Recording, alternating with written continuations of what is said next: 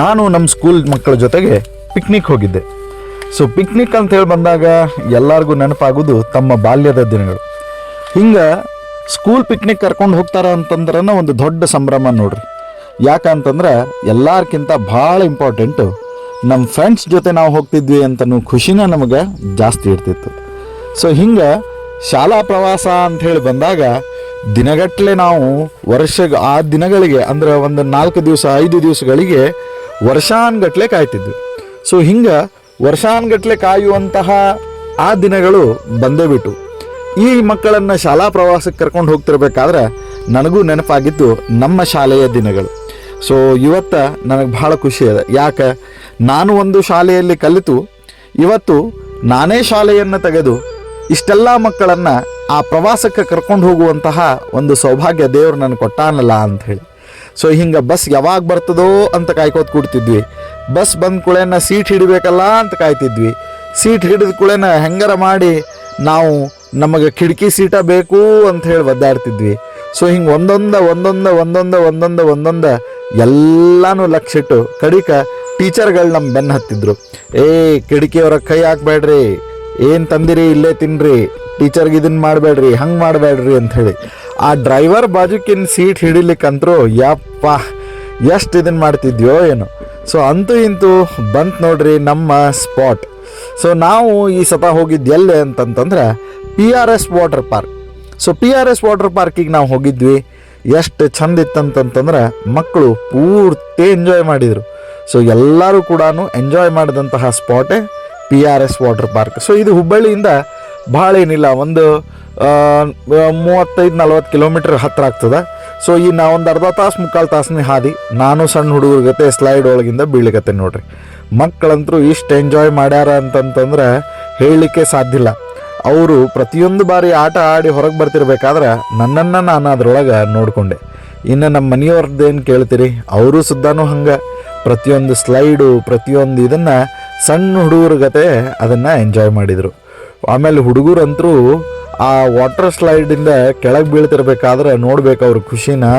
ಯಪ್ಪ ನೋಡಲಿಕ್ಕೆ 2 ಕಣ್ಣು ಸಾಲೋದಿಲ್ಲ. ಹಾಗೆ ಓಡಿ ಬಂದು ಧಾಬಕ್ಕಂತ ಹೇಳಿ ನೀರೊಳಗೆ ಬಿದ್ದುಬಿಡ್ತಿದ್ರು. ಸೊ ಇಂಥ ಎಲ್ಲ ಸಂತೋಷ ಸಂಭ್ರಮ ಮತ್ತೊಮ್ಮೆ ನಮಗೆ ನೋಡ್ಲಿಕ್ಕೆ ಸಿಕ್ತು, ಕಣ್ ತುಂಬಿಕೊಳ್ಳಿ ಸಿಕ್ತು, ವಿಡಿಯೋ ಮಾಡ್ಲಿಕ್ಕೆ ಸಿಕ್ತು.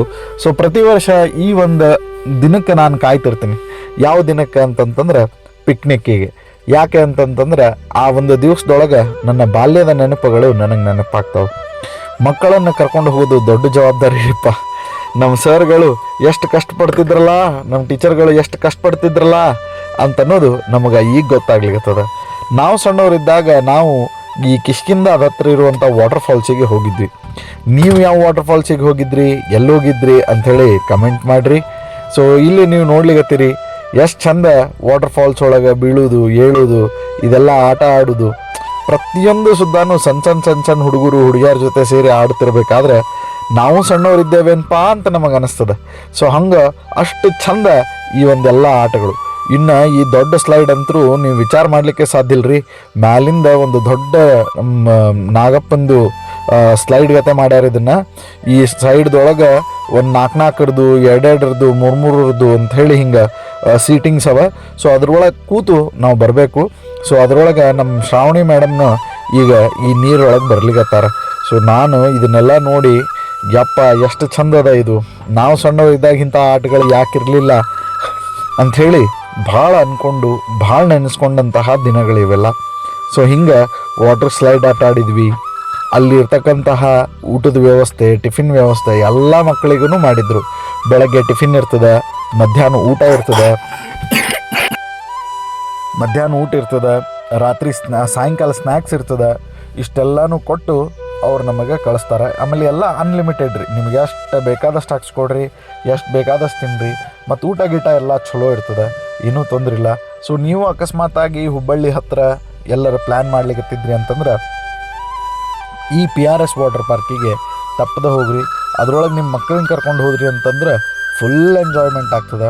ಅಷ್ಟು ಚಂದ ಲೊಕೇಶನ್ನು, ಅಷ್ಟು ಒಳ್ಳೆ ಸ್ಪಾಟ್ ಅದ. ಸೊ ಆಗಳಿಂದ ನಾನು ಕ್ಯಾಮ್ರಾ ಹಿಡ್ಕೊಂಡು ಕಾಯ್ದೆ ಕಾಲಿಗತ್ತೀನಿ. ಈಗ ಬರ್ತಾರೆ ಶ್ರಾವಣಿ ಮೇಡಮ್, ಬಿಟ್ರು ನೋಡ್ರಿ. ಹಿಂಗೆ 4-4 ಒಂದು ಸೆಟ್ ಟ್ರಿಪ್ಪ. ಈ ಸೆಟ್ ಒಳಗೆ ನಾವು ಬರುವಂಥದ್ದು. ಸೊ ನೋಡ್ರಿ ಅದು ಎಷ್ಟು ಮಜಾ ಬರ್ತದೆ ಅಂತಂತಂದ್ರೆ ಹೇಳಲಿಕ್ಕೆ ಸಾಧ್ಯ ಇಲ್ಲ, ಅದನ್ನು ಅನುಭವಿಸಿದವ್ರಿಗೆ ಗೊತ್ತು. ಸೊ ನೆಕ್ಸ್ಟ್ ಟೈಮ್ ಏನದ ನೀವು ಎಲ್ಲರೂ ಸುದ್ದಾನು ಇಂತಹ ಆಟಗಳನ್ನು ಆಡ್ರಿ. ವಯಸ್ಸಿನ ನಿರ್ಬಂಧ ಬ್ಯಾಡ್ ನೋಡ್ರಿ. ಒಟ್ಟು ನಾ ಅನ್ನೋದೇನು ಅಂತಂದ್ರೆ ಇಷ್ಟ ವಯಸ್ಸಿಗೆ ಆಟ ಆಡಬೇಕು, ಅಷ್ಟ ವಯಸ್ಸಿಗೆ ಆಟ ಆಡಬೇಕು, ಇಷ್ಟ ವಯಸ್ಸಿಗೆ ಇದನ್ನು ನೋಡಬೇಕು, ಇಷ್ಟ ವಯಸ್ಸಿಗೆ ಇದನ್ನು ಮಾಡಬೇಕು, ಬೇಡ. ಸೊ ನಮ್ಮ ಜೀವನದೊಳಗೆ ನಾವು ಸುದ್ದಾನು ಎಲ್ಲ ಥರದ ಆಟಗಳನ್ನು ಆಡಬೇಕು, ನೋಡಬೇಕು, ಕಲಿಬೇಕು. ನಾವು ಸಣ್ಣವರಿದ್ದಾಗ ಯಾವುದನ್ನು ಮಾಡಲಿಕ್ಕೆ ಸಾಧ್ಯ ಆಗಿಲ್ಲ ಅದನ್ನು ಈಗ ಮಾಡಲಿಕ್ಕೆ ಪ್ರಯತ್ನ ಮಾಡಬೇಕು. ಸೊ ಇಂತಹ ಎಲ್ಲ ಆಟಗಳನ್ನು ನೋಡಿದಾಗ ನಮಗೆ ಆಗಿದ್ದು ಒಂದೇ, ಅದು ಸಂತೋಷ. ಅದಕ್ಕೆ ಶಬ್ದಗಳೇ ಇಲ್ಲ. ಸೊ ಇಂತಹ ಶಬ್ದಗಳಿಲ್ಲಾರ್ದಂತಹ ಜೀವನಕ್ಕೆ ನಾವು ಕೊಡಬೇಕಾಗಿದ್ದೇನು ಅಂತಂದರೆ ಒಂದು ಧನ್ಯವಾದ. ಸೊ ಆ ಧನ್ಯವಾದವನ್ನು ಭಗವಂತನಲ್ಲಿ ಕೊಡ್ತಾ ಇಂತಹ ಒಂದು ಅವಕಾಶ ಕೊಟ್ಟಿದ್ದಕ್ಕಾಗಿ ನನಗೆ ಬಹಳ ಸಂತೋಷ ಇದೆ. ಸೊ ಎಲ್ಲರಿಗಿಂತ ಮುಖ್ಯ ಅಂತಂತಂದರೆ ಮಕ್ಕಳ ಜೊತೆಗೆ ಮಕ್ಕಳಾಗಲಿಕ್ಕೆ ಒಂದು ಅವಕಾಶ ಸಿಕ್ಕಿದ್ದೇ ನನ್ನ ಪುಣ್ಯ ಅಂಥೇಳಿ ನಾನು ಅಂದ್ಕೊಳ್ತೇನೆ. ಅಷ್ಟು ವಿಶೇಷವಾಗಿರ್ತಕ್ಕಂತಹ ಈ ಒಂದು ಕಾರ್ಯಕ್ರಮ ವರ್ಷದ ಪಿಕ್ನಿಕ್.